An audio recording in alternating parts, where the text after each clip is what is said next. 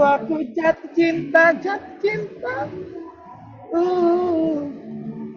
Orang ya kalau lagi jatuh cinta ya, pasti kan dia berbuat baik ya ke sesamanya. Pasti gitu. Kenapa Tuhan taruh cinta dalam manusia? Supaya ada perbuatan baik.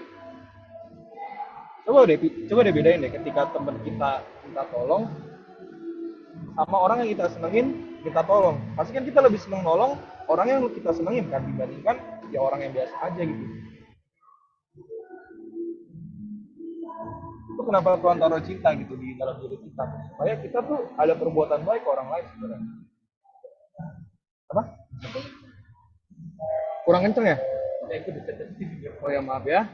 Nah begini nih, kita kan udah tahu ya cinta itu kan ada 4 ya. Ada yang pertama agape. Agape itu cinta tak bersyarat. Yang kedua itu storge atau cinta keluarga. Yang ketiga ada filia, kakaknya Matthew. Filia itu cinta teman. Jadi kalau misalkan filia artinya teman, cinta teman gitu. Mungkin ya diharapin ya filia ini banyak temennya lah, dan emang kan sekarang banyak temennya ya. Terus yang keempat itu ada eros. Eros itu cinta kepada lawan jenis. Nah, jadi ya kalau sebenarnya dibilang ya, kan sekarang kan kita kan udah banyak denger dong kayak, masih umur segini jangan pacaran dulu, jangan cinta-cintaan dulu, jangan suka-sukaan dulu. Gak salah dengan cintanya, cintanya itu gak salah. Yang namanya cinta kan datang dari Tuhan ya, gak ada yang salah dari semua cinta ini. Agape, storge, filia, bahkan eros, yang sering orang-orang bilang kan, eros nih, cintanya jelek, karena berdasarkan hawa nafsu, gak salah. Tuhan yang taruh. Cinta dikasih sama Tuhan, gak ada yang salah. Tapi, dengan catatan manusia bisa memakainya dengan benar. Sesuai dengan tempat dan waktunya.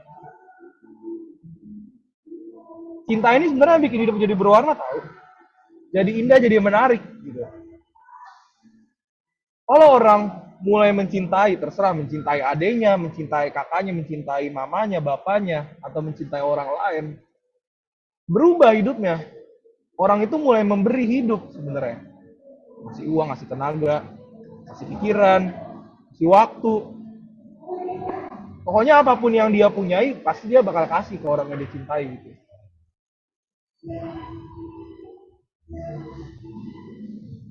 Tapi ya, teman-teman, nggak semua cinta itu harus dipakai. Ada situasi-situasinya. Kayak misalkan nih, kita mau bahas fokusnya itu ke Eros. Eros itu nggak jelek sebenarnya teman-teman. Eros itu nggak salah. Eros itu nggak jelek. Ingat, bahkan cinta Eros pun datang dari Tuhan. Jadi nggak ada yang salah, nggak ada yang jelek. Tapi yang salah itu adalah tempat dan waktu pemakaian Eros. Ya semua yang namanya cinta datang dari Tuhan kok. Kalau kita mulai mengerti ya, pengertian kita berkembang. Kita bisa menempatkan cinta pada tempat dan waktu yang tepat.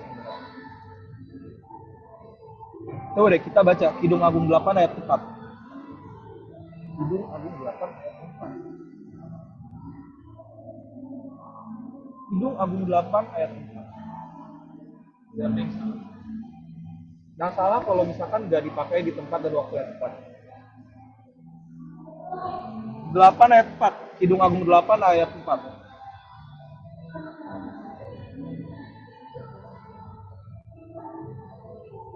Coba Matthew baca Matthew.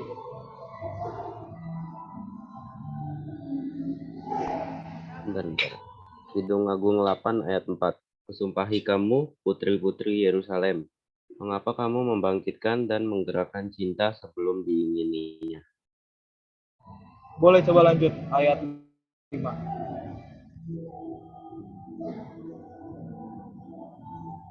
Aku menyumpahimu, hai putri-putri Yerusalem, jangan membangunkan dan jangan membangkitkan cinta sebelum ia menginginkannya. Coba boleh dibaca ulang Matthew dari ayat 4. Kusumpahi kamu, putri-putri Yerusalem, mengapa kamu membangkitkan cinta dan menggerakkan cinta sebelum diingininya. Aku menyumpahimu, hai putri-putri Yerusalem, jangan membangunkan dan jangan membangkitkan cinta sebelum ia menginginkannya. Nah, terus ayat 6-nya sekarang. Bahwa aku menyumpahi kamu, hai segala putri Yerusalem, janganlah kamu menyadarkan dan jangan kamu menjagakan birahi itu dahulu daripada dikehendakinya. Berjanjilah, hai putri-putri Yerusalem, bahwa kamu takkan mengganggu cinta sampai ia dipuaskan. Bentar. Alkitab kita sama sih. Aku menyumpahi kamu, hai putri-putri Yerusalem. Mengapa kamu mengobarkan dan mengapa kamu membangkitkan cinta selagi ia menginginkannya? Kupinta dengan sangat kepadamu, hai putri-putri Yerusalem, jangan bangkitkan dan jangan gerakan cinta sebelum dikehendakinya. Oke, thank you Dengan Matthew. sungguh-sungguh. Udah. Oke, thank you Matthew. Oke, ini gue ulang lagi ya. Di ayat 6 nih. Taruhlah aku seperti materai pada hatimu, seperti meterai pada lenganmu, karena cinta kuat seperti maut. Kegairahan, gigi seperti dunia orang mati, nyalanya adalah nyala api, seperti nyala api Tuhan. Nih, udah jelas banget ya di Kidung Agung 8 ayat 4 sampai 6 tadi. Cinta itu lebih kuat dari maut. Makanya kalau orang udah jatuh cinta ya susah banget dikasih tahu. Susah banget dikasih tahu. Lu coba deh, kasih tahu aja temen yang lagi suka-sukaan sama cewek atau cowok. Dia mah jelek tahu, dia mah boketek tahu, dia mah jelek tahu sebenarnya sifatnya bandel, nakal. Enggak kok, sama gue baik kok, sama gue dia gentle kok, sabar kok sama gue. Nih ya gue cerita dikit ya, gue pernah dulu di fase kayak gitu. Ya gue dulu suka sama cewek di SMA. Teman-teman gue bilang, kok lu mau sih sama dia le? Kan dia begini, dia begini, dia begitu. Nggak enak gue sebut ya. Gue cuma bilang, kok kan dia begini, dia begini, dia begitu ya. Gue bilang, enggak kok. Enggak, dia nggak gitu. Dia nggak gitu. Kalau lagi cinta nggak usah dikasih tahu memang. Karena apa? Karena cinta lebih kuat dari maut.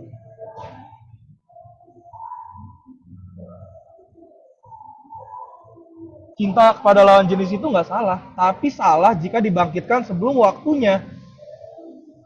Makanya Salomo bilang ya, jangan bangkit cinta sebelum waktunya. Mengapa? Karena cinta jenis ini biasanya terjadi pada anak muda dan remaja di umur-umur kita nih. Kan di umur-umur kita ini kan perkembangan fisik mulai terlihat ya. Hormon udah mulai keluar, makanya ada rasa suka. Salomo bilang nggak boleh menggerakkan eros sebelum waktunya. Kenapa nggak boleh? Karena kalau orang jatuh cinta, sebelum waktunya, sebelum punya pengertian yang banyak, sebelum dia merasakan cinta dari Tuhan, menikmati hubungannya dengan Tuhan, nanti dia menjalankan hubungan yang salah. Eros membuat kita senang pada orang itu karena penglihatan. Wih, gila bisa main gitar, keren ya, bisa main bass. Wih gila, cakep banget nih orang ya, cakep banget cewek ini ya. Wih dia mah, gitar Spanyol gitu kan, kalau cowok-cowok ngeliatnya kan.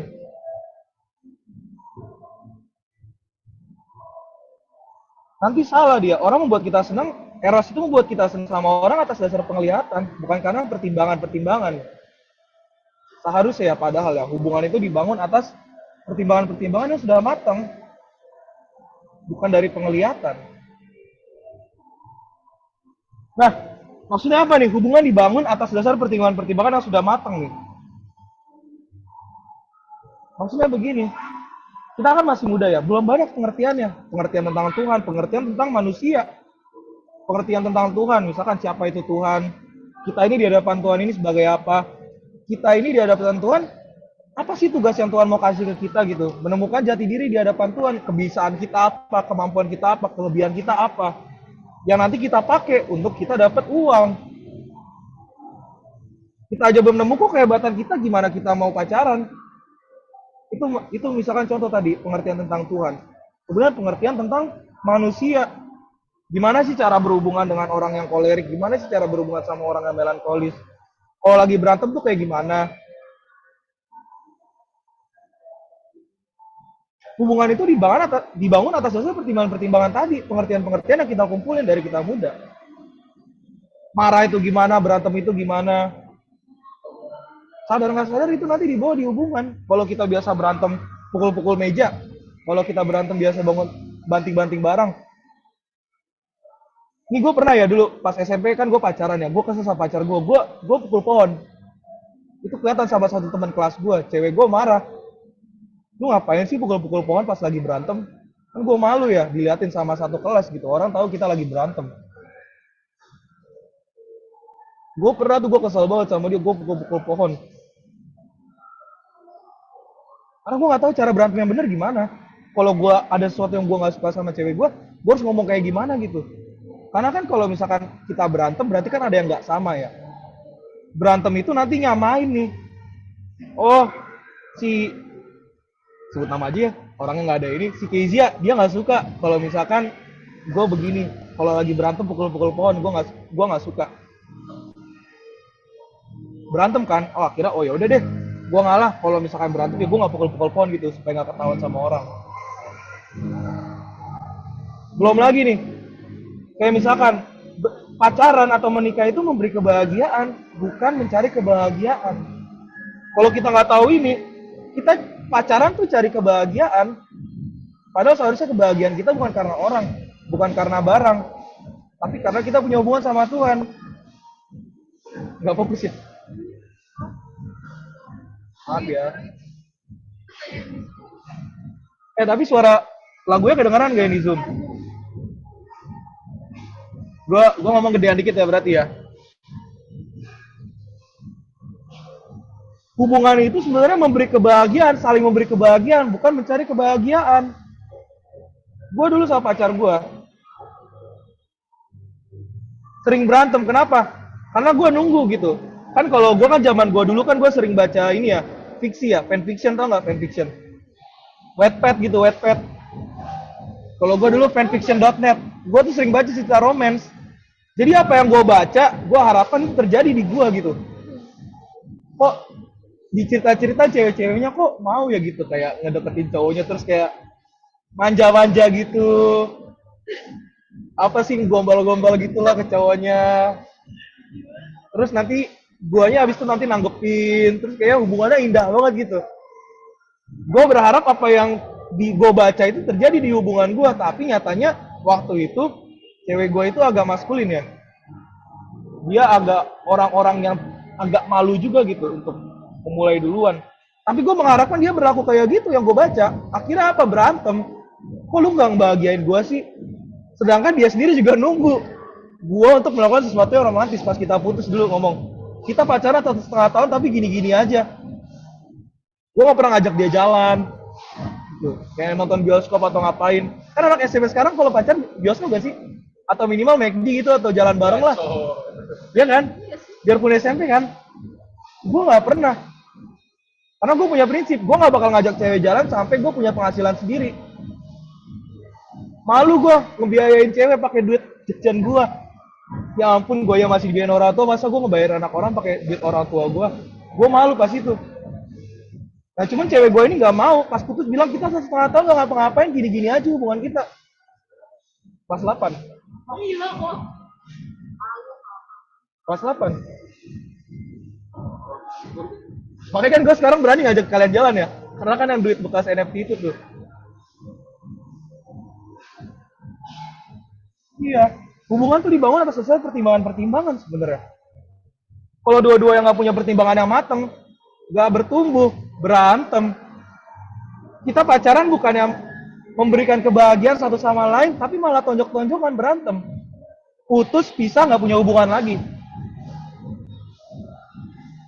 Sayang ya sebenarnya. Nih, kita baca di 2 Samuel 11 ayat 1. 2 Samuel 11 ayat 1. Ini yang tadi nih. Harusnya kita tuh senang sama orang bukan karena penglihatan kita, bukan karena kita ngelihat mereka, tapi dari pertimbangan-pertimbangan kita sebenarnya.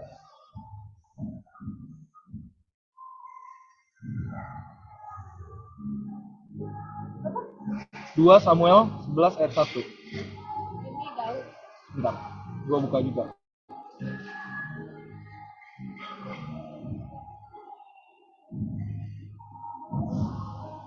Oh, sorry. 1 sampai 4. Iya. 2 Samuel 11 ayat 1 sampai 4. Kita baca. Karin deh, boleh Karin. Kalian.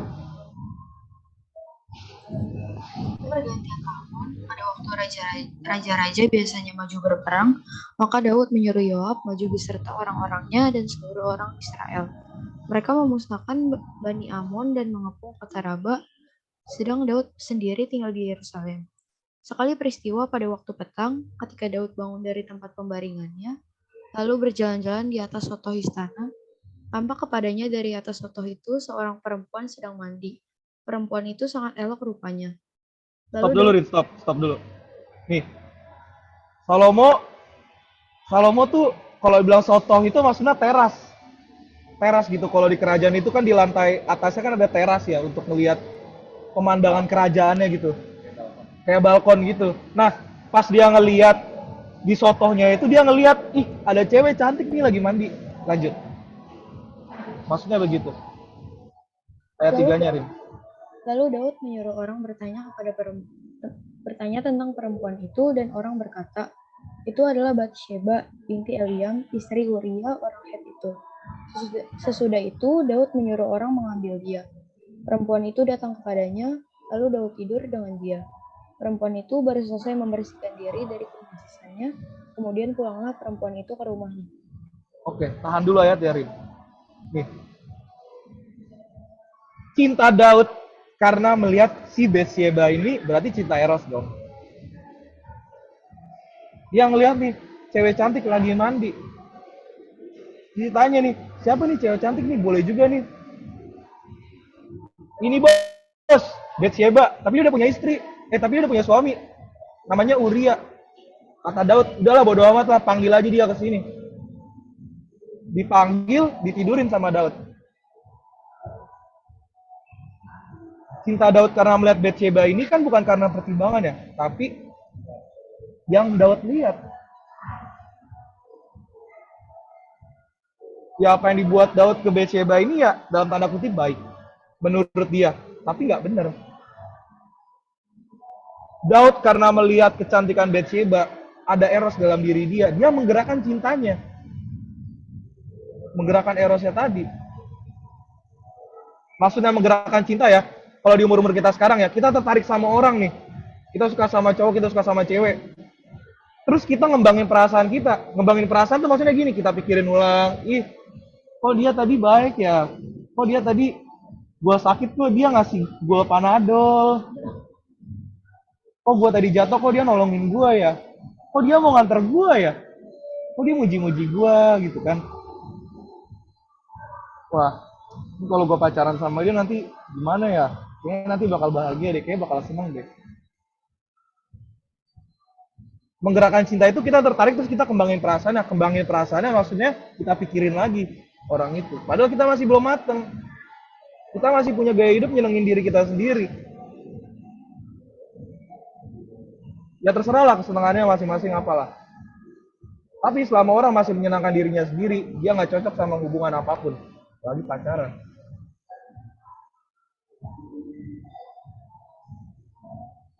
Karena udah ada eros nih, orang yang menyenangkan dirinya sendiri sama orang yang menyenangkan sendirinya jadian, cewek sama cowok jadian, berantem, berantem, putus, tengkar, tengkar, trauma sama pacaran, nanti dibilang semua cowok mah sama aja kayak begitu. Bentar yang cowok, males gue berantem mulu kalau misalkan pacaran, udahlah mending gue main sama cewek lain gitu. Karena banyak cowok akhirnya main sama cewek, ya cewek cewek kayak gimana ya tau lah, mereka mau cinta tapi nggak mau komitmen. Eros gak salah, namanya cinta pasti ada perbuatan baik.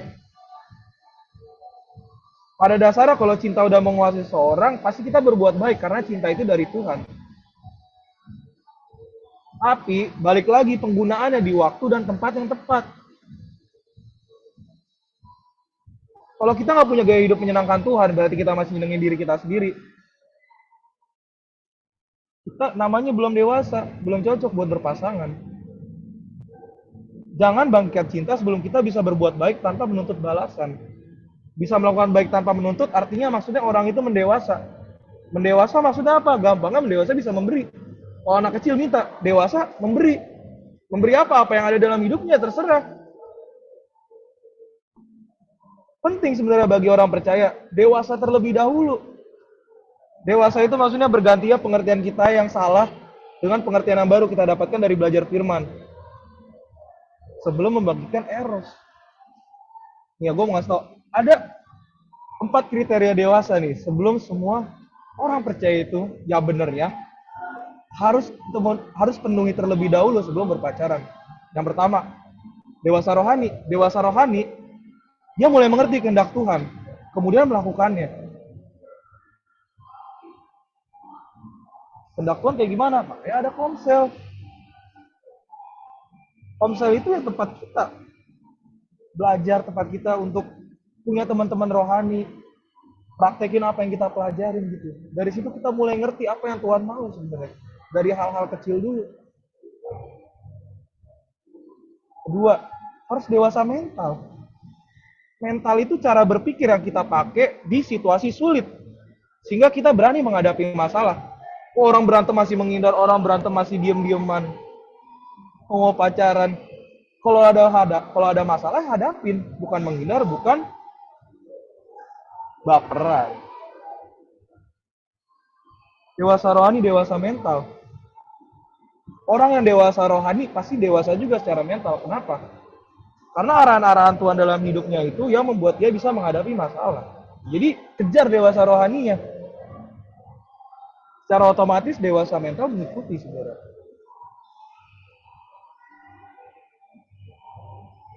Orang yang dewasa rohaninya, dia punya banyak pertimbangan untuk mengambil keputusan. Sudah mulai lengkap pengertian-pengertiannya sehingga dia berani menghadapi situasi sulit. Karena kalau jujur ya, namanya pernikahan ya, itu pasti ada saat-saat sulit gitu. Yang gue lihat gitu, dari orang tua gue, ada saat-saatnya berantem gitu. Ya mungkin berantem karena ekonomi, berantem karena apa. Belum lagi misalkan kalau misalkan cowoknya selingkuh, gimana istri bisa nanggepinnya kalau cowoknya tiba-tiba deket sama cewek lain? Padahal udah punya istri. Belum lagi masalah kerjaan gitu. Akhirnya di kerjaan itu cowoknya bad mood, marah-marah di rumah. Gimana cara ngadepinnya cewek? Itu kan ada tantangan-tantangan tersendiri di pernikahan ya. Kalau nggak punya banyak pertimbangan yang lengkap, pasti berantem. Nggak berani menghadapi situasi sulit. Tadi ya dewasa rohani, dewasa mental. Yang tiga, dewasa finansial.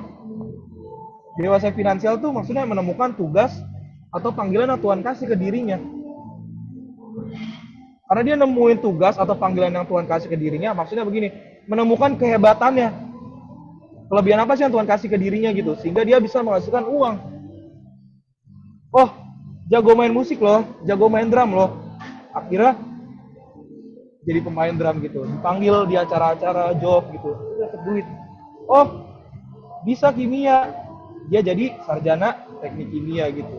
Dia kerja di tempat, misalkan ya pabrik-pabrik gitu. Punya uang, karena tadi dewasa secara finansial, dia nemuin siapa dirinya di hadapan Tuhan dan menggunakan kehebatan yang dia temukan gitu untuk menghasilkan uang. Nemuin gitu, kita bakal jadi apa nanti? Jadi guru kah? Jadi dokter? Karena kita perlu uang dalam hubungan, nggak cuma cinta. Makanya kan kalau ada orang ya, gue mah cinta lu apa adanya, lu kan bukan ATM gue, kita hadapin bersama, kita cari uang bersama. Setelah nikah, makan tuh cinta. Emang cinta bisa gitu ngebiayain hidup? Nggak bisa. Uang, semuanya perlu uang. Ini yang terakhir ya, dewasa usia. Baterai gue 3% soalnya. Dewasa usia, cewek itu 21 tahun, makanya KS bilang 3 tahun lagi. Cowok 24 tahun, cewek di 21 tahun, dia udah siap untuk punya anak. Secara badan dia udah sanggup gitu untuk menanggung orang lain di dalam perutnya. Cowok 24 tahun, karena cowok itu dewasanya lebih lama daripada cewek. Telat dia. Secara otak gitu perkembangannya. Dewasa usia itu penting. Karena dewasa usia itu secara nggak langsung juga mempengaruhi gitu kedewasaan seseorang. nggak bisa disangkal gitu sebenarnya. Gitu ya. Jadi kalau misalkan kita belum 4 dewasa ini, terus orang yang kita suka belum 4 dewasa, apa yang harus kita lakuin? Tahan aja dulu. Tahan dulu aja, tahan. Sabar. Sabar gitu. Jangan juga kepikiran buat coba-coba.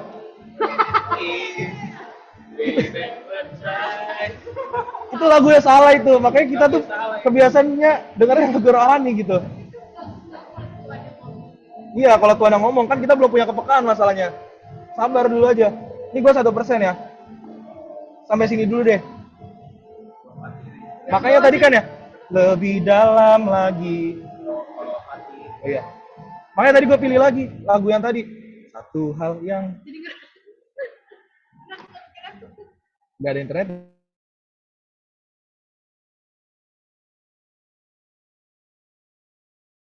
Habis baterai ya guys ya. Aku ketemu lagi. Makanya ya tadi gue pilih lagu tadi ya. Satu hal yang kurindukan ya Tuhan, selalu berada di dekatmu dengan segenap hati dan segenap jiwa menanti di hadiratmu. Iya bener ya? Karena harusnya di waktu usia kita nih, di pemuda remaja yang harusnya kita rindukan itu Tuhan. Masa muda itu masa-masa terbaik untuk kita cari Tuhan dan menemukan Dia sebenarnya. Karena kita masih punya banyak waktu kosong gitu. Tuhan itu juga sama. Di umur 12 sampai 30 tahun kan dia nggak kelihatan ya, nggak tercatat di Alkitab. Kemungkinan besar Tuhan itu belajar. Karena budaya orang Yahudi pada saat itu belajar 12 sampai 30 tahun. 30 tahun baru boleh pelayanan. Dia belajar nemuin siapa dirinya gitu. Dari belajarnya itu, Tuhan Yesus tahu, oh, gue ini juru selamat. Gue ini Mesias. Dia tahu panggilannya, dia tahu tujuannya. Sama di umur-umur sekarang, waktu yang terbaik untuk kita cari Tuhan, menikmati Tuhan. Sampai akhirnya kita bisa nyanyi lebih dalam lagi.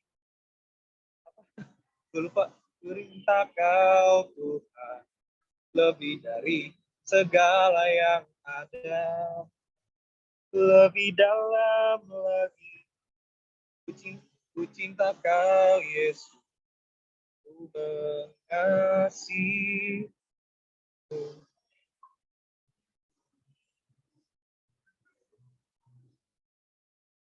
Sebelum kita menikmati hubungan kita dengan orang yang kita suka, nikmatin dulu hubungan dengan Tuhan. Punya kebiasaan jam-jam saat teduh, jam-jam berdoa, jam-jam belajar Alkitab, baca renungan. Di hubungan kita dengan Tuhan, kita nemuin gitu pengertian-pengertian yang bakal kita pakai nanti di hubungan. Kita tahu siapa diri kita. Kita tahu apa yang harus kita lakuin gitu. Kemudian belajar ngelakuin arahan-arahan dalam hati kita. Di situ ada sukacita. Ada senang yang nggak bisa digantikan dengan siapapun dan apapun. Kita temuin dulu kebahagiaan kita sama Tuhan. Jadi supaya kita punya pasangan, kita punya anak nanti, kita bisa nempatin mereka di tempat yang tepat. Karena yang seharusnya pertama itu Tuhan, kedua itu orang kan biasa gini ya, yang pertama Tuhan, yang kedua keluarga, yang ketiga pelayanan, yang keempat apalah. Harusnya di hidup kita, yang pertama Tuhan, yang kedua Tuhan, ketiga Tuhan, keempat Tuhan, 5 Tuhan, sampai 100, itu juga Tuhan. Karena kalau kita bisa jadikan Tuhan yang utama di hidup kita, kita bisa nempatin orang-orang di hubungan kita itu dengan tepat, selayaknya gitu. Jadi kalau dibilang, harta yang paling berharga adalah keluarga, salah. Yang benar itu, harta yang paling berharga adalah Tuhan Yesus. Dan Kristus Tuhan. Sama aja, Kristus Tuhan, gitu kan. Karena kalau kita punya Tuhan Yesus, kita punya kebenaran, kita punya pengertiannya, kita bisa nempatin keluarga kita dengan tepat. Gak mungkin kita nggak mengasihi keluarga kita. Gak mungkin kita nggak mengasihi pasangan kita. Karena mereka orang-orang dekat kita pasti ngeselin. Kalau kita nggak punya kebenaran, kita nggak punya Tuhan. Gimana nanti kita perlakukan mereka pas saat lagi berantem? Gimana kita perlakukan mereka pada saat-saat sulit kita? Toh kita kadang pada saat sulit kan kita males ya. Gua aja punya masalah gimana gua nolong dia. Suruh-suruh nganter, lu nggak tahu gua baru bangun. Gua habis begadang gitu. Misalkan ada kerjaan gitu di kantornya. Ini lembur misalkan kan.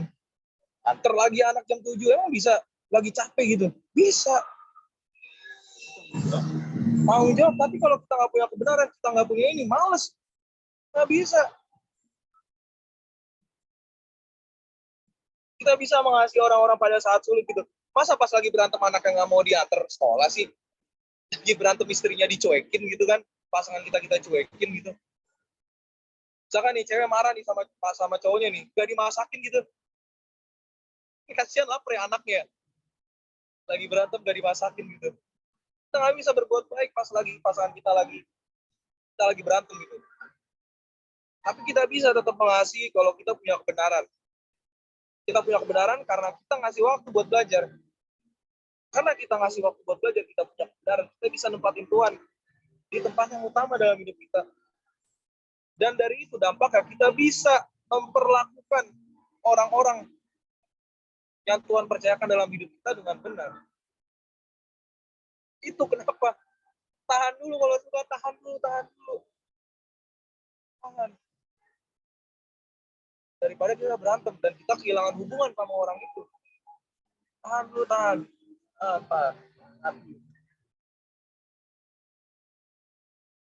Ya gue tahu sih pasti susah ya. Pasti ada saat-saatnya gitu kayak TP-TP.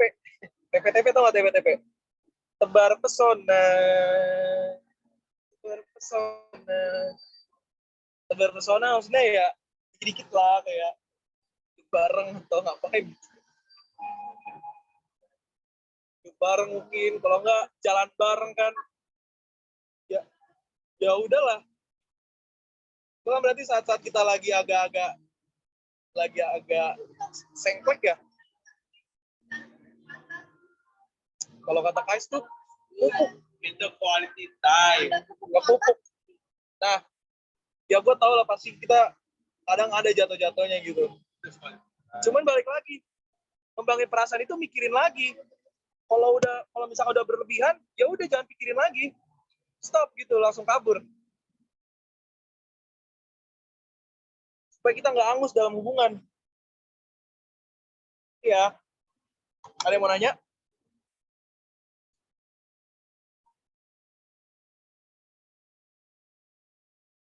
Apa nih ngomongin gue nih? Ya duduk bareng mah nggak apa-apa lah. Ya maksudnya jangan lebay gitu juga. Kalau ada dia ya biasa aja gitu. Cuman ya jangan tebar persona. Biasa aja, ngobrol aja kayak biasa. Maksudnya begini nih. Maksudnya gini, ngomongnya kayak menjurus gitu, kayak nunjukin kita suka sama dia gitu. Ya. Alay gitu. Kayak kan gue ngobrol sama lu nih kan ini biasa aja ya. Cuman kayak misalkan kalau cowok jadi akhirnya noel cewek yang lu atau enggak kayak lu cantik banget sih hari ini, pacaran yuk nikah yuk gitu. Oke, kalau nggak kayak gitu gue tampol. Ya maksud gue ya mirip-mirip kayak gitulah, nggak harus sama persis. Ya gombal-gombalan kan kadang tuh ya kita kan ini ya bercanda doang nih, kayak ini cantik banget sih, pacaran yuk. Oh lu hari ini kayaknya cantik banget sih, gue nggak bisa melepaskan pandangan gue sama lu deh. Ya something like that lah. Kadang bercanda-bercandaan kita itu nyelipin tahu sebenarnya kita lagi berusaha nunjukin perasaan kita ke orang itu secara nggak langsung dari bercandaan kita. Maksud gue ya kalau ketemu ya udah biasa aja gitu.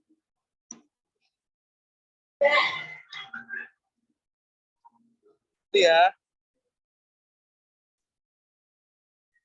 Ada yang menanya?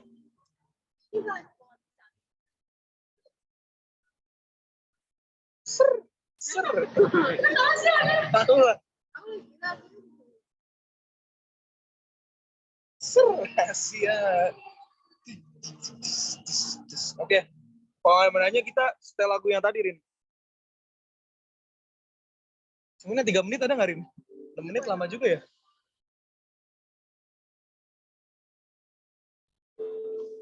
Coba cari yang nyanyi Stefania Rasus, diketik aja, Rin. Stefan.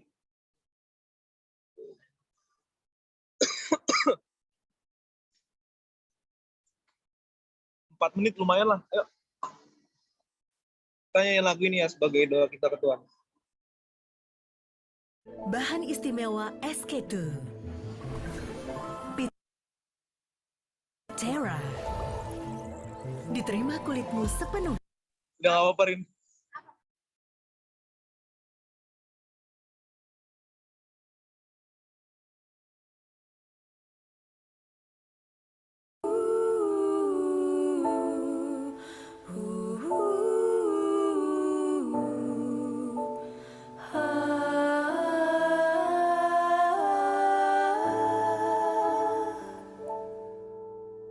Satu hal yang ku rindukan ya Tuhan, selalu berada di dekatmu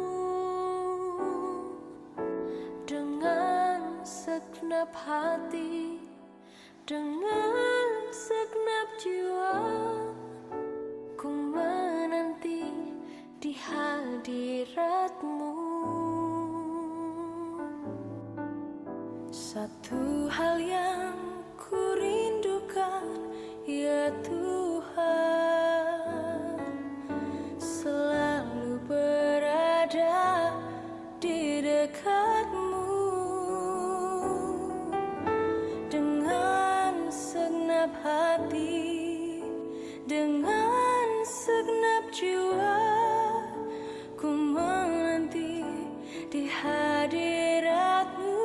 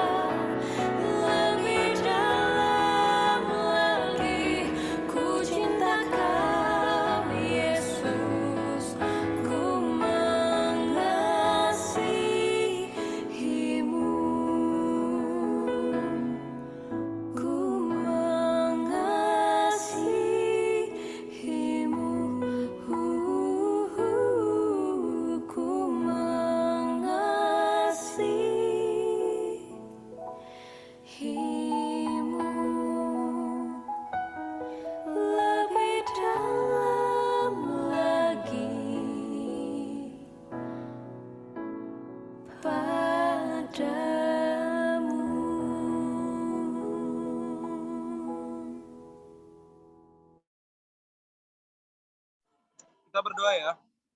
Selamat malam Bapak, terima kasih kalau kami boleh kumpul sini Tuhan, kalau kami boleh belajar Tuhan, biar kami boleh untuk cintai Engkau lebih dulu Tuhan di masa muda kami Tuhan.